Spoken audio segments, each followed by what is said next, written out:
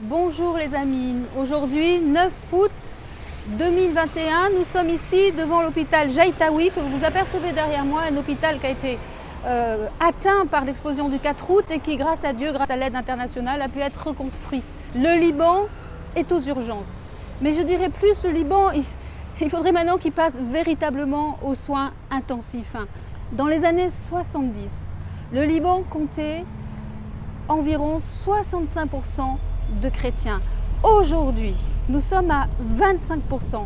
Et ce chiffre, avec la condition que vous connaissez, la crise, etc., tend à s'amenuiser de jour en jour. Quand nous sommes arrivés, nous sommes passés directement le 4 août, donc pour les 1 an de l'anniversaire, sur le port de Beyrouth. Et les Libanais avaient mis des grandes affiches sur les immeubles. Une de ces affiches m'a particulièrement marquée. Voilà ce qu'il y avait noté: 4 millions de Libanais assassinés, affligés, blessés, volés, kidnappés. C'est tout un peuple qui est pris en otage par l'iniquité de la corruption financière. Je ne vous décris pas tout en détail parce que nous avons fait de multiples reportages sur tous les manques, tous les besoins, vous les connaissez. Mais comment ne pas penser aux cris de ce peuple et aux cris, évidemment, pour nous chrétiens, qui a retenti dans le cœur du peuple juif lorsqu'il était en esclavage en Égypte. Les modalités de l'esclavage, bien sûr, elles ont changé, mais nous observons la même mise à l'index de tous les besoins les plus élémentaires d'un homme.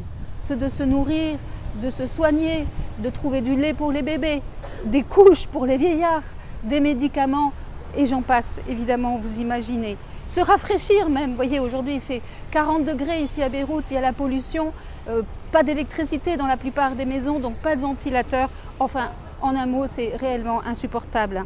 Personne sensible s'abstenir de venir au Liban. Parce qu'en permanence ici, monte depuis la ville un cri. Et c'est de ce cri que je voudrais vous parler. Dans l'Exode, il y a ce verset qui me frappe depuis la première fois où j'ai mis les pieds sur ce pays. L'Éternel dit: j'ai vu la souffrance de mon peuple qui est en Égypte et j'ai entendu les cris que lui font pousser ses oppresseurs, car je connais ses douleurs. Alors les amis, je voudrais vous dire une chose, c'est qu'en Jésus, grand intercesseur, qu'est-ce que fait Jésus depuis 2000 ans auprès du Père? Il intercède pour nous. Alors en Jésus, par Jésus, à notre tour, nous pouvons intercéder pour le Liban. Comment? Eh bien par la communion des cœurs, en faisant nôtre ce cri, en le faisant nôtre et en l'élevant vers le Père, parce qu'il a plu à Dieu face au mystère de mal de ne pas vouloir se passer de nous. Eh bien le Liban ne peut pas se passer de notre prière.